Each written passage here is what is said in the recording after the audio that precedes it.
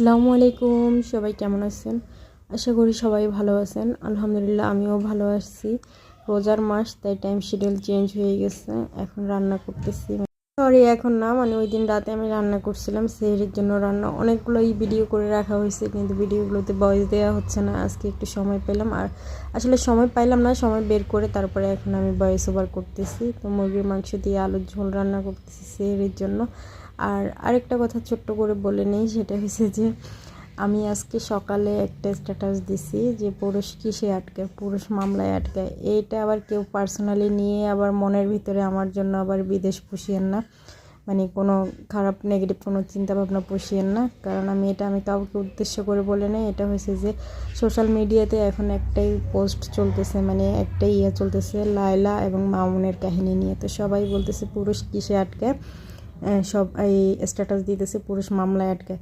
তো ওই ট্রেন্ডিং বিষয়গুলো নিয়েই আমি স্ট্যাটাস দিয়ে থাকি। আর অনেক সময় দেখা যায় যে আমার সোশ্যাল মিডিয়া অনেক কিছু ট্রেন্ডিং থাকে, অনেক কিছু আমি বলে বসি। তো আমার এরিয়ার যারা আছেন, মানে আমার আশেপাশে এরিয়াতে যারাই থাকেন, তারা আবার এটাতে কেউ ট্রিগার হয়েন না। আমি কাউকে উদ্দেশ্য করে বা কাউকে ট্রিগার করে এই কথাগুলো বলি না। আর এখন এই যে বড়িগুলো ঢেলে নিতেছি।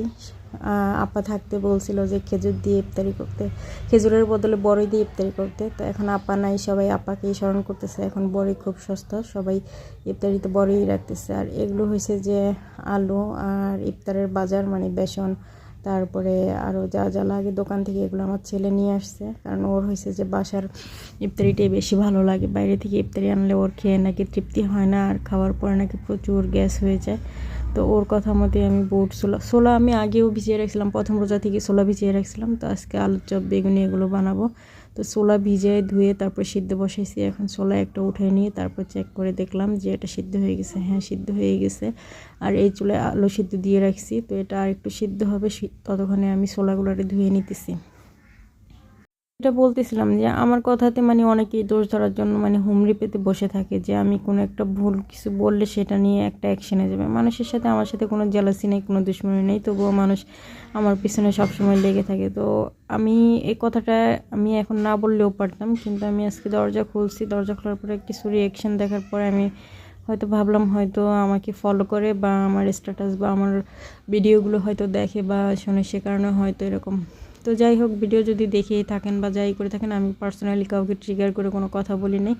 আমি সকালে যে স্ট্যাটাসটা দিছি ওটা শুধুমাত্র বুল্লু ফিয়ারির লায়লা আর মামুনের বিষয় নিয়ে স্ট্যাটাস দিছি। ওটা কারোর সাথে যদি পার্সোনালি মিলে যায় সেটা আমার কোনো দেখার বিষয় না। আর আমি কাউকে ট্রিগার করে কোনো কথা বলি নাই।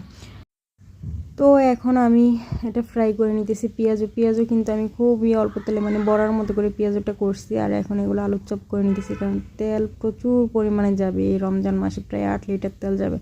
তো তেলেরও সেভিংসের জন্য, আর তাছাড়া স্বাস্থ্যের পক্ষেও তেল এতটা ভালো না, সেই কারণে একটু অ্যাভয়েড করার চেষ্টা করতেছি। আর আলুর চপ বেগুনিতে এগুলোতে তো আর তেল অ্যাভয়েড করা যায় না, তাই না? তাই এগুলারে আমি ডুবো তেলেই ভাজতেছি। আর একটা আমার ছেলে টিপস দিয়ে দিয়েছিল যে এভাবে যখন আলুর চপ ভাজবেন তখন গোল চামচ দিয়ে তেলটা উপর থেকে ছেড়ে দিলে সমানভাবে মানে বয়েল হবে, ফ্রাই হবে। তো ও আবার রান্নার অনেক ট্রিক্স জানে। আর এই দেখেন বড় বড় বেগুনি, এগুলো হচ্ছে আমার গাছের বেগুন, খুব ছোট্ট ছোট্ট পায়রা নিয়ে আসছিলো। আর বাসায় যেহেতু বড় বেগুন ছিল না, তো এগুলো দিয়ে বেগুনি বানাইছি, মানে গাছের বেগুন দিয়েই বেগুনি ভাজি করে ফেলছি। এগুলো খাইতেও বেশ মজার ছিল, মানে গাছের জিনিস ছিল, তো সার ছাড়া খাইতেও অনেক বেশি মজার ছিল। তো এগুলো সব ফ্রাই হয়ে গেছে, এখন এগুলো সব তুলে নিছি। হ্যাঁ, জিলাপিও বানাইছিলাম, জিলাপির ভিডিও দিলে অনেক বড় হয়ে যাবে। তো আল্লাহ হাফেজ।